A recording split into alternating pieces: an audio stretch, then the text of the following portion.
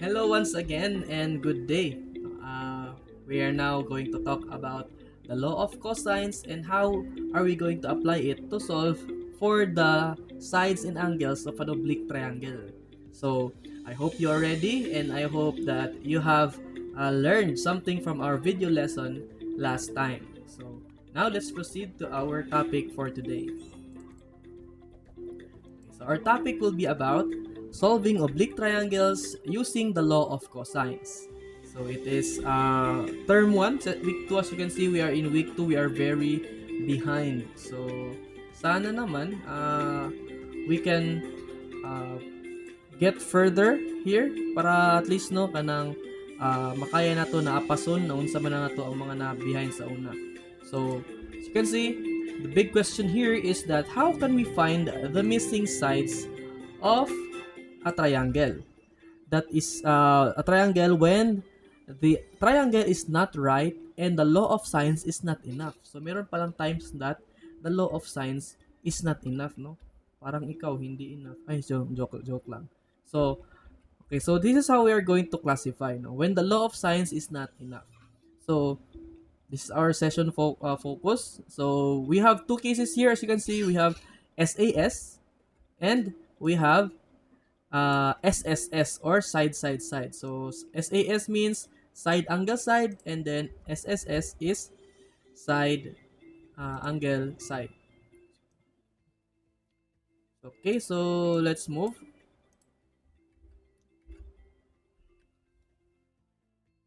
Okay, so now we are just going to deep lang konti dito. But as you can see, what we're going to do is find out no when we are going to use the law of cosines and when can we say that the law of cosines is not enough. Okay? So or the law of sines is not enough. So as you can see, ito may equation na lumabas but that is not all. We will be using three different equations depending on anong side. And we will talk about when to use which equation. So, as you can see, you have a clue na din, no? The law of cosines can be used to solve for an SAS or side angle side or side side side triangle. So, we are going to find side angle side and then side side side. So, as you can see, no? The part of the steps is that use a triangle diagram. Ano yung triangle diagram? It is when you map the small a to the big A and the small b to the big B, and the small c to the big C. And then use the correct law of cosines. So paano ba yan natin i-choose? Mamaya tuturuan ko kayo paano. And then substitute carefully. Use a calculator in degree mode. So as I said, no, degree mode. Make sure that your calculator is in degree mode, not in radian. Okay, so next, check whether the side length or the angle measure is reasonable. Okay, so now we are going to compare triangle cases so we know which tool to use first. So, okay, first, ito no, there are oblique triangles in the law of cosine. So, merong mga bagay-bagay na kaya na naman ng law of sines i-solve. So, if law of sines can solve it, there's no need to use the law of cosines. For example, AAS, ASA, and ASA, just like what we discussed last time. For example, dito, so you can see, AAS is angle-angle side. It can be solved by the law of cosines. Also, SSA may use the law of sines pero kailangan careful tayo. Bakit kailangan careful? Because there are what we call ambiguous cases. Yung hindi natin sure kung ilang triangle ba yung sinusolve natin or meron bang triangle dyan. So, but here, SAS, hindi pwedeng magamit yung si law of sines. Kailangan gamitin si law of cosines. And also we have SSS, hindi rin pwedeng gamitin si law of sines dito, but we should use law of cosines. Okay, so let's proceed. Okay. So now, what we are going to do is that we have to know how to use the starting law. So, as I've said, no, ito, kapag may dalawang sides and an included angle, just like SAS, dalawang side and one included angle, Therefore, we are going to use law of cosines. And also when there is tatlong sides yung given. So, we are going to use law of cosines. So, dyan lang magagamit ha. Pero kung dalawang side and then one angle pero hindi included angle, we can just use the law of sines to get that. Okay. So, now we are going to focus. No, my focus on this session will be to help you use the formula. And maybe, and not maybe, and on our next session, I will help you be able to master how to choose which formula to use in solving the oblique triangles. Okay, so for example here, example number 1, how can we say that a triangle is SAS? So as you can see, in on the diagram here, given is that this side, which is side B, is equal to 10. This angle, which is 48 degrees, is angle C. And then we have this one as side A. So you can see side, angle, and then side. And the angle is in between the two sides. Therefore, it is what we call an included angle. So therefore, this is an SAS congruence. Okay, now, so this is our formula. So, for example, no, as you can see, balik tayo sa unang question. Ang hinahanap na side is yung angle C, which or yung side C. So, you can see, no, this side. Ito yung hinahanap natin na side. Therefore, we are going to use yung variation na C ang naghahanap. For example, this one, C squared. Kung ano yung letter sa pinaka-left natin, yan yung ating hinahanap na side. Okay? Okay, so ito kasi yung limitation ng law of sines. Bakit kailangan ng law of cosines? Kasi kailangan ng law of sines na given yung isang pair ng angle tsaka side. Which means na yung opposite yung at bangay, di ba? Yung opposite, yung magkabila ang side and angle, dapat given sila. Pero kung may mga triangles tayo na hindi given yung magkaharap or magka-opposite sides na pair, walang known side or walang known pair, therefore, hindi pwede gamitin sa law of sines. Magagamit lang si law of sines kapag merong known pair. For example, dito, as you can see, ano yung question mark? Ang question mark is si angle C. At ang given ay si side B, si side C, at si side A. Tatlong sides ang binigay. Ibig sabihin, hindi pwedeng gamitin si law of sines kasi walang angle na binigay. Lahat lang, sides lahat. So, di ba si law of sines, kailangan niya ng pair na angle tsaka side. So, hindi pwedeng gamitin si law of sines dito, kundi gagamitin natin si law of cosine. Okay, another example. Dito, same pa rin, tatlong SSS. And then also, how about this one? Okay, ano ba to? It is an angle, side, and then we also have a given angle 76. So, we have angle, side, angle, ASA. So, ano bang pwedeng gamitin dito? ASA. May dalawang angle na nag-given at isang side. And since yung side natin is, pwede natin ma-partner di ba may dalawang angle na, ibig sabihin, we are just going to use 180 minus the two angles, we will get the third angle. Therefore, hindi kailangan gamitin sa law of cosines dito kasi may dalawang angle na nabinigay. Magagamit lang si law of cosines kapag side, angle, side, or side, side, side. Pero kung may dalawang angle na binigay, hindi na kailangan si law of cosines but dapat si law of sines yung ating gagamitin. Okay? So now, let's move on to our lesson proper, which is how to use the law of cosines in an SAS case. Paano gagamitin sa law of cosines kapag side, angle, side yung ating case ng ating triangle. For example, you can see, we have here dalawang angle, dalawang side, we have 10 and 12, and then si 48 nasa gitna ng dalawang side. Therefore, this is an SAS or side, angle, side na case. Kasi nasa gitna, included angle si 48. And bakit C squared equals A squared plus B squared minus 2AB times cosine C ang ating gagamitin. So let's talk about the forms of the law of cosine. Ito pala itong tatlo, yung A squared, B squared, tsaka C squared, lahat sila ay law of cosines. Silang lahat ay ginagamit natin para makuha natin yung values ng law of cosine. So, depende lang kung ano yung given, yun din yung ating gagamitin para makuha yung values ng ating triangle. So, let's move on na agad sa how to use the what you call this the cosine. So as you can see, or the law of cosines. As you can see here, ang ating given is one side is 10, one angle is 48, and the side B is 12. So, how do we find ang hinahanap natin na side is side C. So ngayon, since C ang ating hinahanap na side, therefore yung gagamitin natin na formula, balik tayo sa una, yung ginagamit natin na formula is hindi yung A or B, yung C squared ang ating gagamitin na sign, na formula. So let's go back, no? As you can we've taught last time, no, sa ating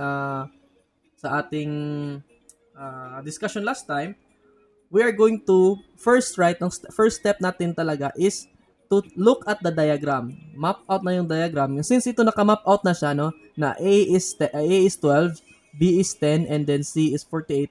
Now, let's move on to our solution, which is the first step is to write what is given. So, let's move on to our notepad. Okay? You can see here. See, ang ating gagamitin nito is itong ipangatlo na formula. C squared equals A squared plus B squared. Okay?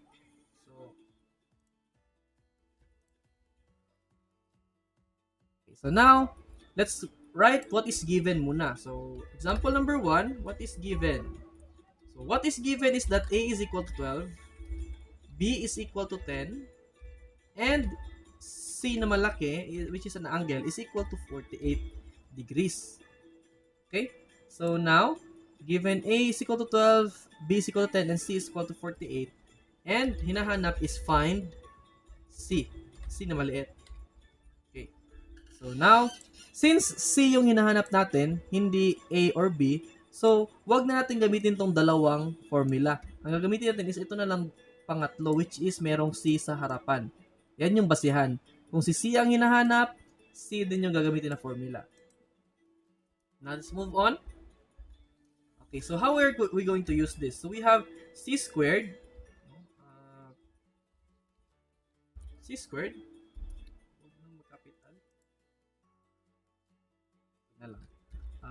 We're just going to write the draw this na lang, no?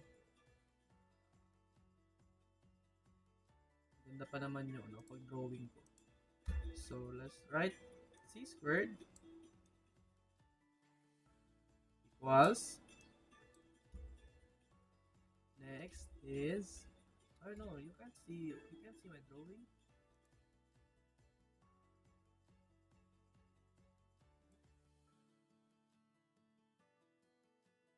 Okay, mapakita ko yung drawing ko sa inyo. So we have C squared is equal to, ano ba yung A natin? A natin is 12. So A squared, or no, wag pala. Erase ko yung A, ha. Yung A natin is 12, so we have 12 squared plus B squared, so plus, ano ba yung B natin? Our B is 10, so we have 10 squared.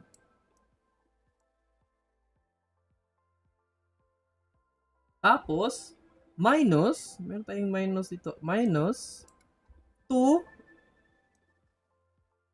times A. Ano yung A? Which is 12. Ano yung B? B is 10. Okay. Then, multiplied by cosine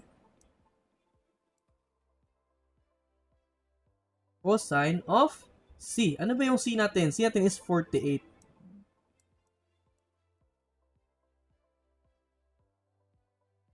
Okay, so now we have our formula. Yan na. Now we have our formula which is, babasahin natin lahat, c squared is equal to 12 squared plus 10 squared minus 2 times, ang ating b is, mali, no? Let's write 10 dito. Ating b is 10, so times cosine 48. So we have c squared equals 12 squared plus 10 squared minus 2 times 12 times 10 times cosine 48. So now let's start solving. What?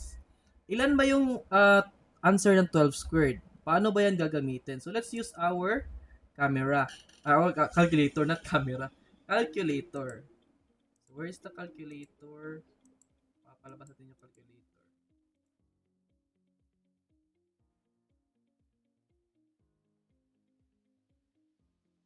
Where's the calculator?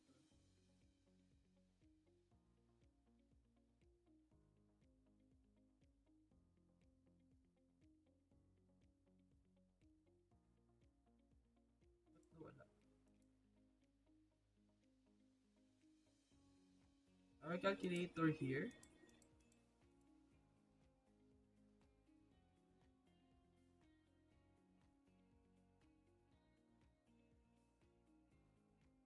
Ilagay ko lang asay calculator. Open ko lang yung calculator natin.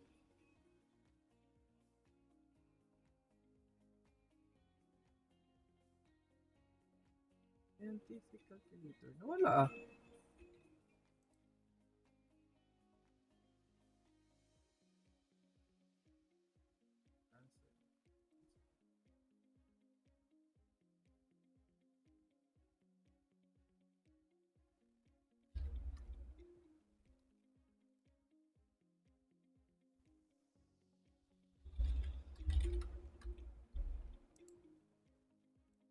Okay, here it is, no? The calculator app. Lalagay ko sa top dito.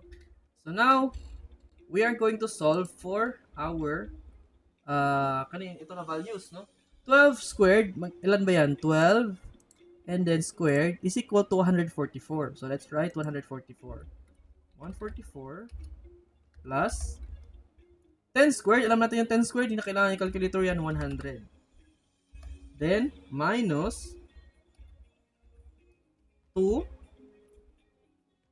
Okay, now let's solve na ito lahat, no? 2 times 12 times 10. Answer is, no, baliktad. No, mali. 2 times 12 times 10 equals 240. So let's write 240 here. Multiplied by cosine 48. So now let's move to our next part of the solution. So we have 144 plus 100. So 144 plus 100 equals 244. Then plus, minus dito, tapos na tayo sa plus, minus na tayo, minus, ito, 240 times cosine of 48, which is 0.66913. So let's equals, the answer is 160.59.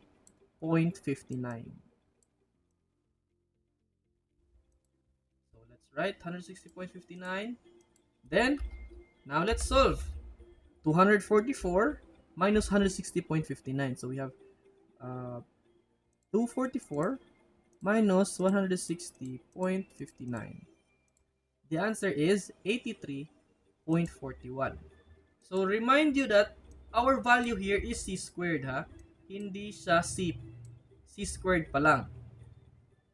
So what does that mean? Isa kasi c squared, hinahanap natin kasi is the value of c, not the value of c squared. So using this 83.41, para malaman natin si value ng c, is we are going to extract the root. Para matanggal si c squared, kailangan nating i-root silang dalawa. Ano ba ibig sabihin ng root? Yung merong nakalagay na ganito. They are, insert tayo ng equation. Let's write radical. Pasok sa radical side. So we have c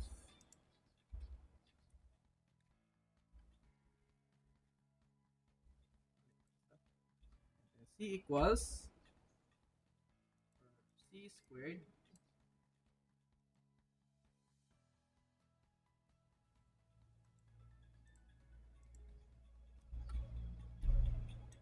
square root of C squared is equal to also the square root of our value, which is 83.41. 83.41. Okay? So, equals.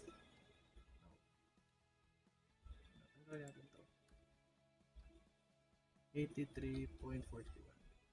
Okay? So, now let's move to equals. So, since square root of C squared cancels the power of 2, mangyari lang is C na lang yung natitira. C is equal to the square root of 83.41. So, let's find out sa gamit yung calculator. Square root of 83.41 is equal to 9.13. 9.13. Therefore, our value for C is 9.14. This is our answer. Okay, so now we have the value for C. So A is 12, B is 10, and then C is 9.13.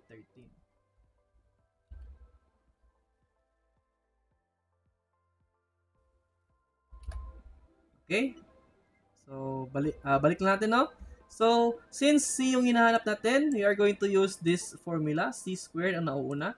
So, we have C squared equals A natin is 12. So, 12 din dito. B natin is 10. So, B 10 din dito sa pangalawa. Then, yung 2 is constant yung 2. Nakalagay sa formula yan. Our A is 12. Ito.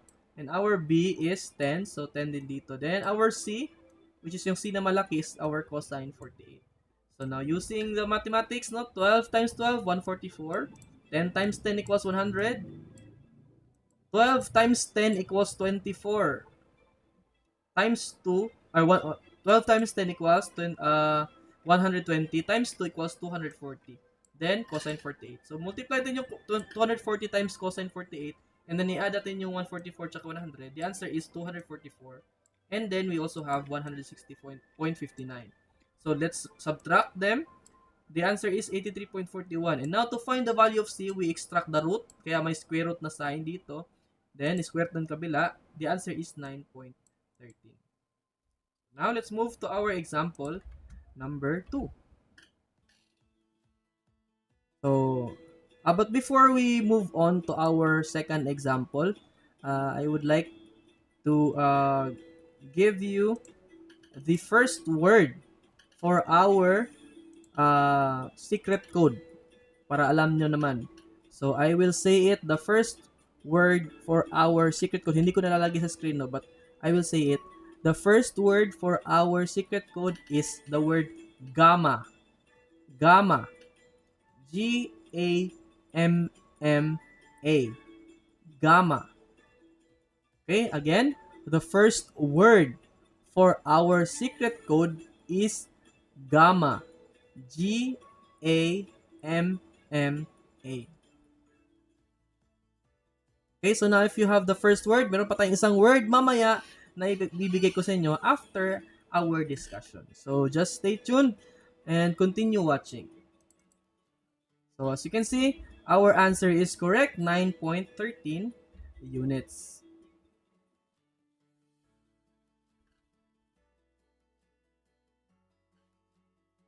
Okay, no? So, if we need ito, after the missing side, what comes next daw? So, since we already have a pair, which is side C, so you can see dito, meron ng side C, at meron ding angle C. So, we can already use the law of sines to complete ano yung mga missing parts ng ating triangle. So, but we will not be discussing that anymore because tapos na tayo dyan sa law of sines. We are just going to continue with our law of cosines. So now let's move on to our second example. Our second example has is showing that we have 11 as one side. 11. Anong side to? Side B because it is in front or opposite of the angle B. 11.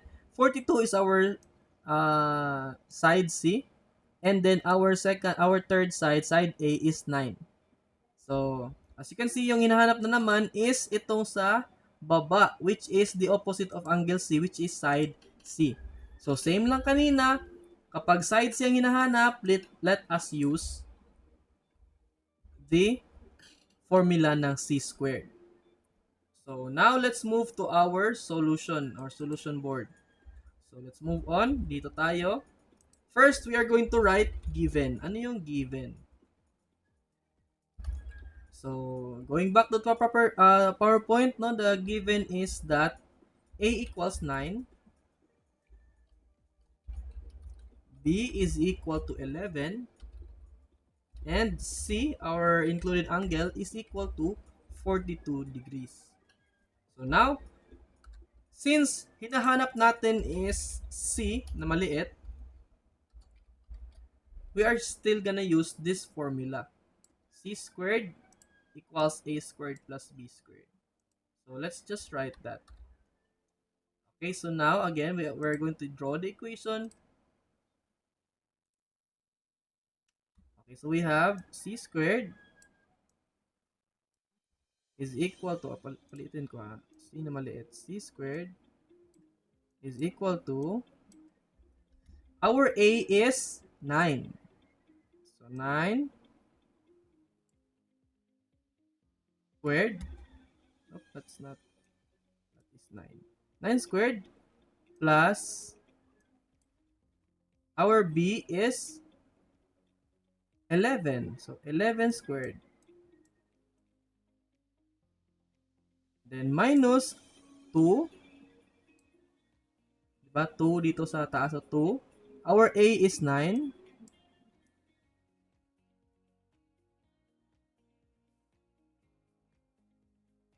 Okay, so select and correct. It is 9. And then our B is 11. Okay, 11 then cosine 42, which is our angle C. Okay, so now let's insert that. So we have our equation, C squared equals 9 squared plus 11 squared minus 2 times 9 times 11 times cosine 42. So now let's continue. So we have C squared, or equals na tayo agad, equals 9 squared is ilan ba yung 9 squared?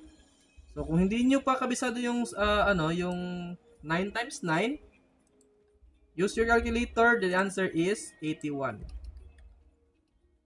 Plus 11. 11 times 11, also, kung hindi nyo masyadong sure, that is 121. So you can use your calculator pag hindi kayo sure, but using simple multiplication, we can get the answers. So we have 2 times 9 times 11 is equal to 99 times cosine 42. Now, dito tayo gagamit ng calculator. Okay, so now, clear natin yan. 81 plus 121, the answer is 202. Then minus 2 times 99 equals 198. Then cosine 42. Next is we're going to solve 202. Hindi mo natin i-minus sila agad ha. Kailangan kasi i-multiply si 198 kay cosine 42 bago tayo mag-minus. So 202 minus, dito tayo, 198 multiplied by cosine 42. So we have 147.14. 147.14. Now, dyan na tayo mag-subtract. So, 202 minus 147.14 equals 54.86. So, now, again, para makuha yung ating value, dahil ito ay C squared, para makuha yung value ng ating C, we're going to extract the square root of 54.86. So C is equal to square root ni 84 and 54.86 is that 7.41. 7.41. Since 7.406 siya, si 6 is uh, at least 5 kasi yung ano, para round up. So, gawin natin 41. So, si 0, magiging 1 na siya since malaki yung katabi niya. 7.41. So, this is our answer for our side C.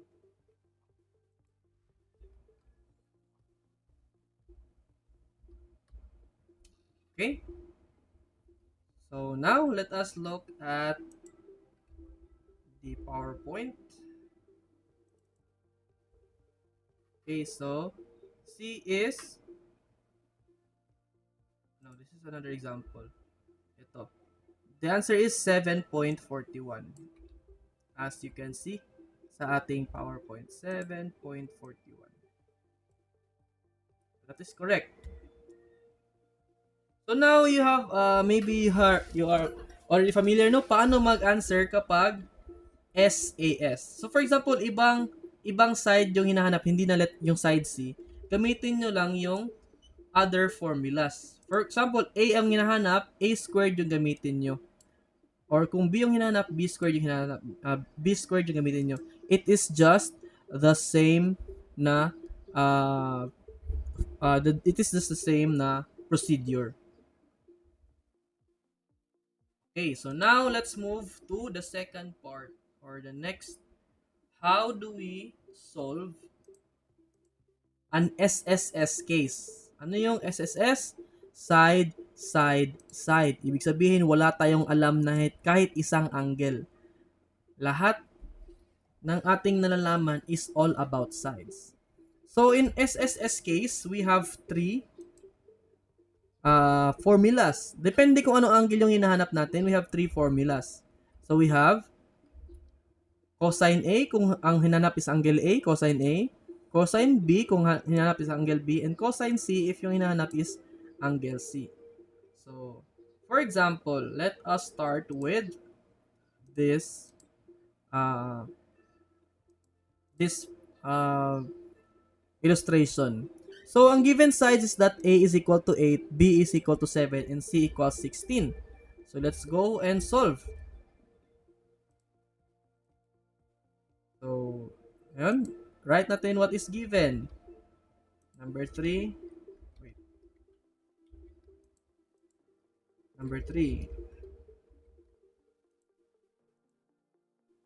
Oh, bakit ka nagka-color? Hindi ka answer. Given is that A is equal to 8, B is equal to 6, and C is equal to 6. Now we're going to find ano ba yung hinahanap sa ating PowerPoint. Find angle C. Okay, I will show you the PowerPoint again. Find angle C. Ito si C ang hinahanap. At yung may question mark, si C yung hinahanap. So, now we're going to use our solution. So, balik tayo sa solution natin. Yan. Then, find C. So, as you can see, balikan natin yung mga formula. Ano yung mga formula? We have cosine A is equal to B squared plus C squared minus A squared over 2BC. Cosine B, cosine C. So now, since clear naman, no, pag tinignan niyo yung ating solution, is hinanap si C. Huwag natin tingnan yung ibang formula dyan. Ito lang cosine C ang ating gagamitin.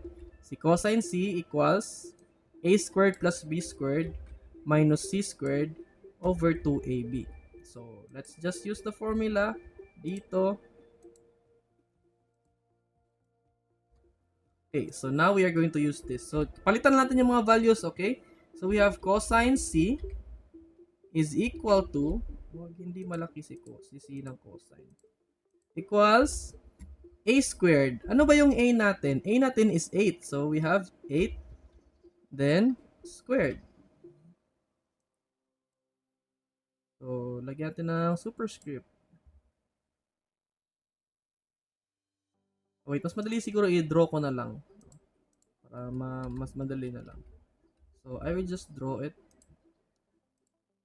para kita nyo naman yung magandang sulat kamay ko. 8 squared. 8 squared plus, ano yung b natin? 7. 7 squared plus t and t is plus. Then, minus, ay hindi pala plus, no? Minus pala sa kabila. Erase natin to. Erase. Minus, our c is 6. So, we have 6 squared. Ano nangyari dyan? Bakit naging r? It's just 6. 6 and then, no. Ito na lang. Clear ko na lang to. Erase ko na lang to. Right squared.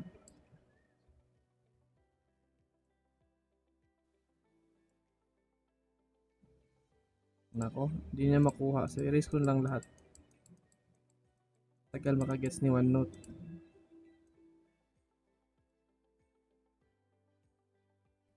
Okay, 6 squared.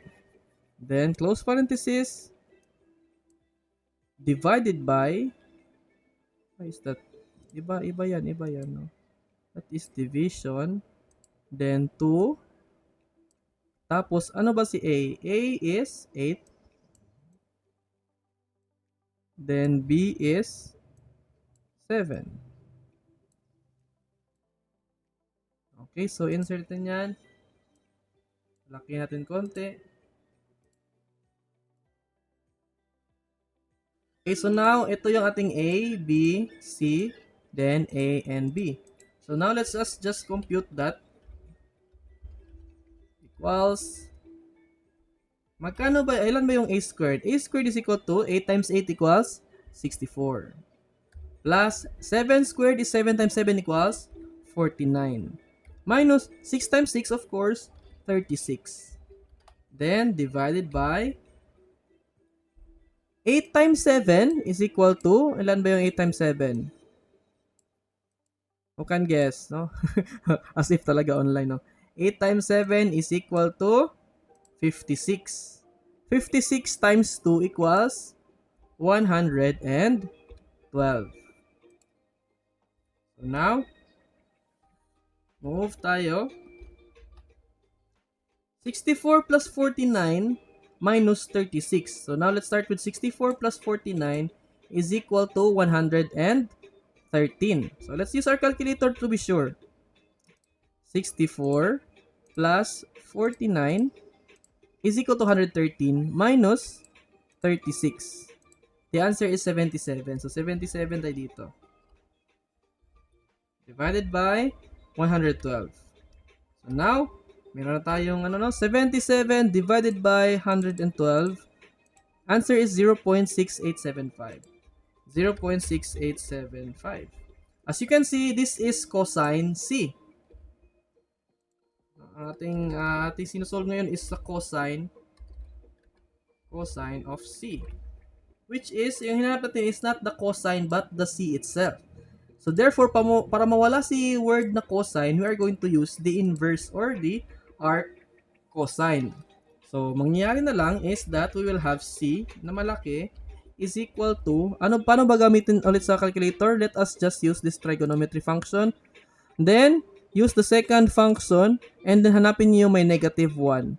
Click that negative 1 and you will get 45.56. Pero may 7 sa kabila. Gawin itong 46.57. 46.57.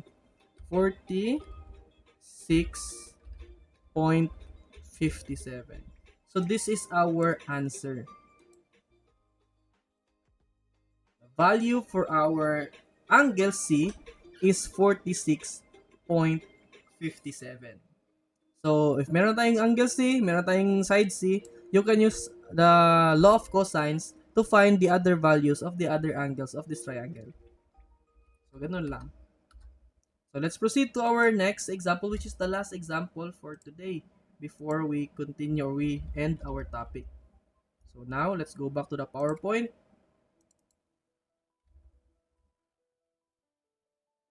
Okay. Second example, we have here is that A is equal to 10, B is equal to 13, and C is equal to 15.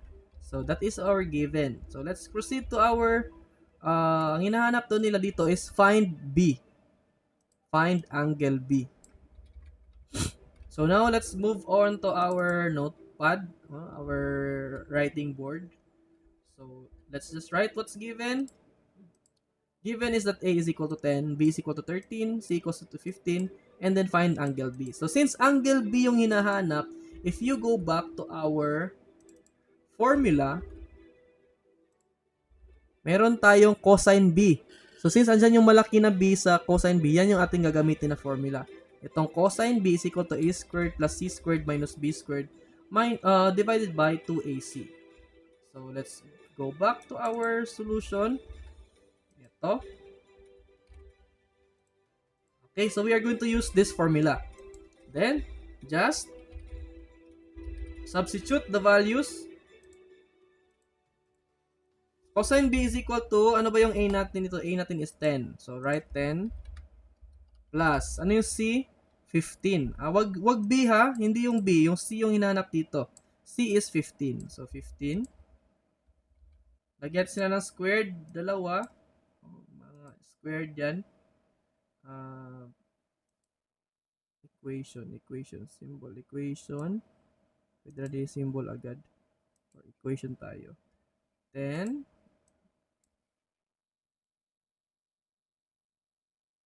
equation is squared. Okay. 10 squared. Kahin ko na lang. 15 dito. 15 squared. Then minus.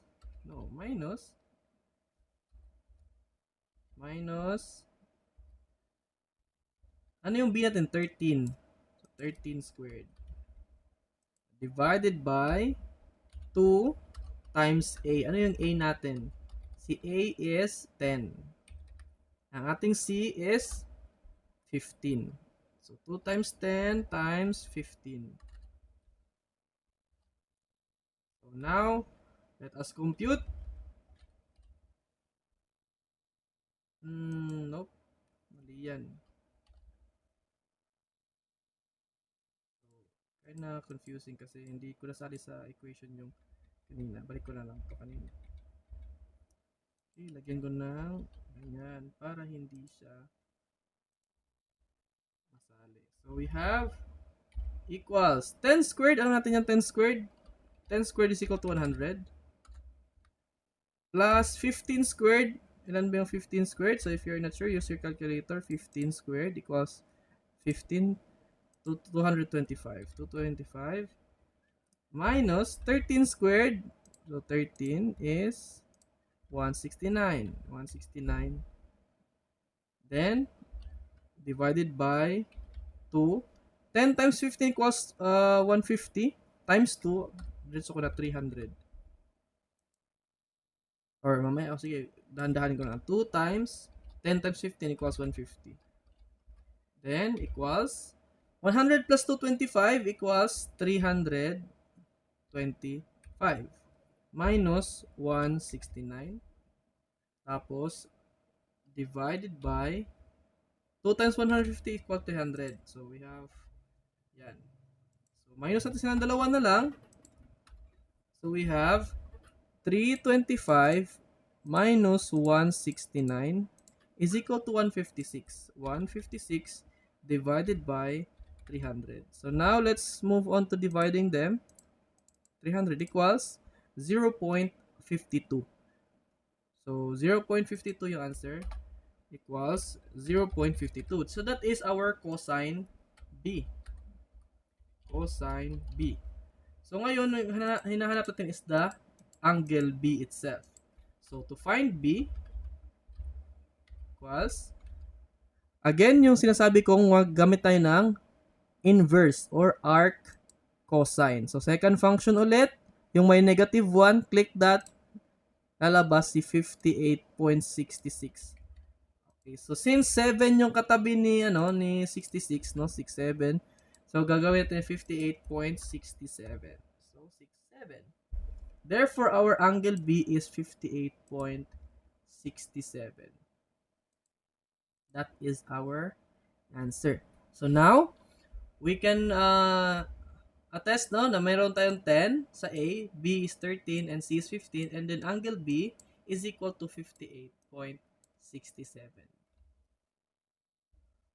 Okay, so I hope this is clear to you, no? So if you are going to find uh, another angle, no? Balikan natin kanina. No? For example, yung hinahanap is A, so you just use the formula for A.